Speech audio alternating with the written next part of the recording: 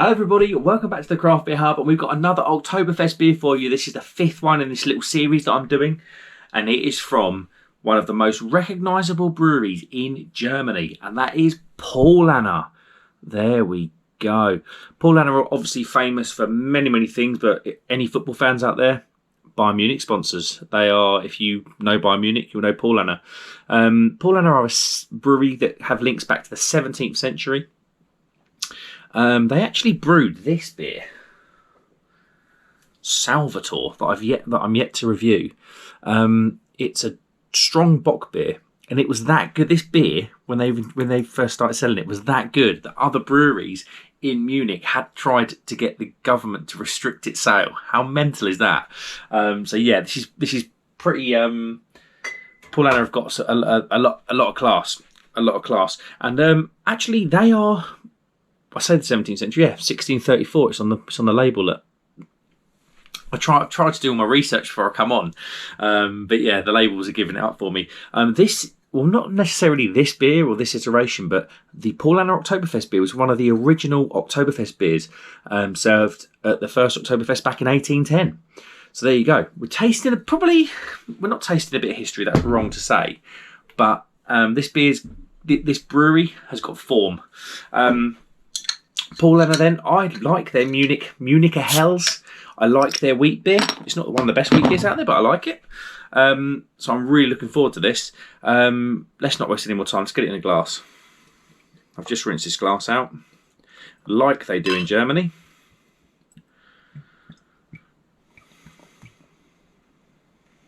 Boom. There we go.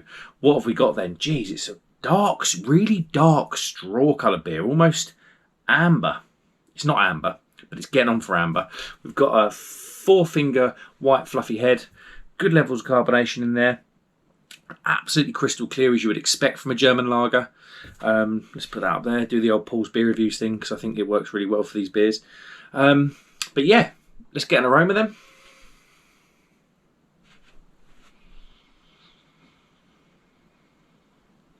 Okay, this now, straight away, this definitely smells more like the Hofbrau that I had in episode 1.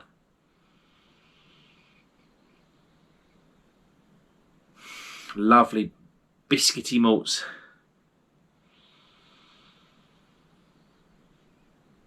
Good level of citrus in there. A lot of these beers are going to be very similar. Bready, biscuity malts and citrus is going to be the order of the day, really.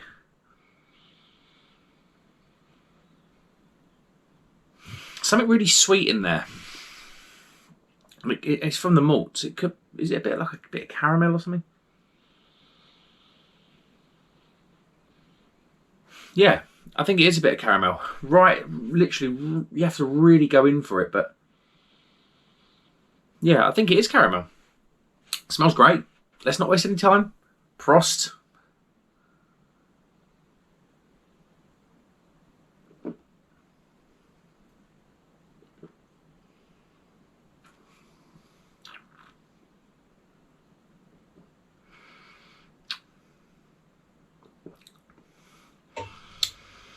Oh, that's good. That is really good. Oh, I'm going to go in again. I've just lovely back. Lovely sort of. It's not bitter. Lovely sort of herbal, grassy back end to this beer.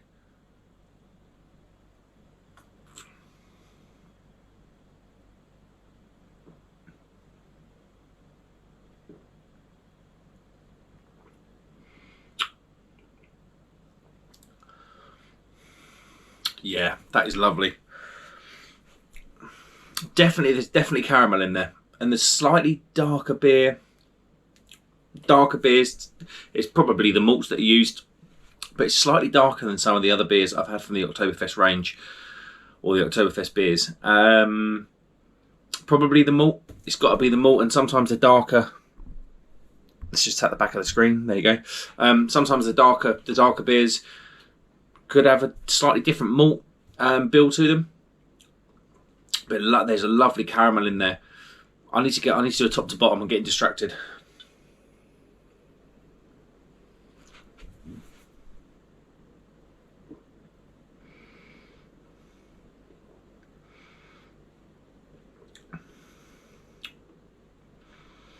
Yeah, that's really good. Wafer malts. Little bit of citrus, not a lot, a little bit. And then it turns really sweet, and that's when you're getting those caramel flavours. And it finishes like I say, sort of a bit grassy, a little bit sort of herbal. That's really nice. I think where this sits in terms of the other Oktoberfest beers, we've done. This is now the 1, 2. I've got the bottles all here. This is now the 4th sort of straight up lager, because the Erdinger was a Weiss, and the Hacker Schwor beer that I'm going to do after this is a Märzen, I believe, or as Paul's beer review says, Märzen. This is a little bit behind the Hofbrau, but not by far. This is just a really, really, really good lager. This it's streaks ahead of the Lowenbrau. It's got a lot more in it. Like I say, that kind of caramelly thing. There's a bit of sort of herbalness. There's a herbalness. That's not even a word. There's a bit more herby character in there, which takes it, for me, a little bit above the Spaten. I'm just looking at the bottles here. I've got all the bottles here. But yeah, that is absolutely lovely.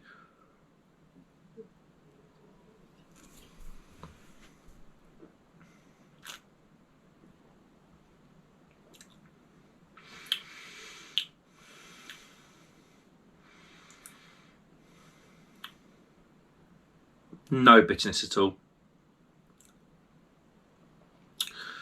And your mouth's clean. And just like that, you want to go in again. Let's have a look at the bottle then. This is a 6% beer. I should have said that at the beginning. It's a 500ml bottle, as all the Paulaner, as a lot of the Paulaner beers are.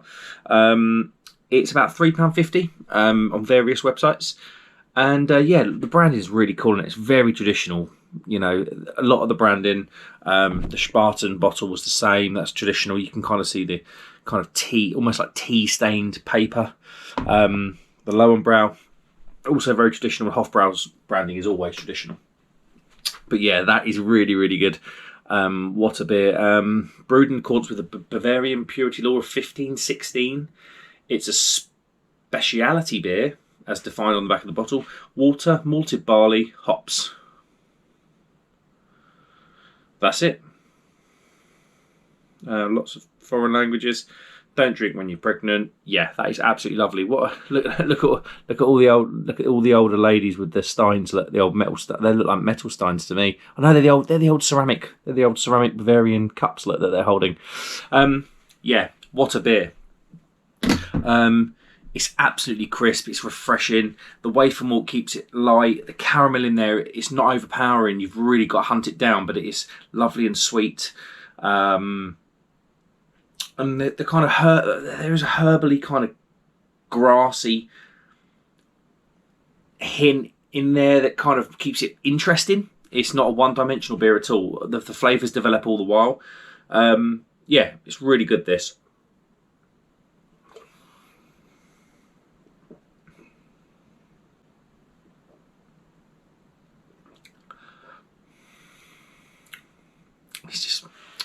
It's just refreshing every step of the way. It's literally 4 stages. It kind of goes wafer malts, slight hint of citrus in the middle, caramel sweetness, and that sweetness does remain, but it kind of gets a bit herbal and a bit fresh. And then very soon after all those flavours, the taste goes, and you're like, right, I'll have another one of these. I think I said it on the Hofbrau video. I can understand why people get absolutely smashed at Oktoberfest if you're drinking this stuff. I mean, it's 6%. It's going down.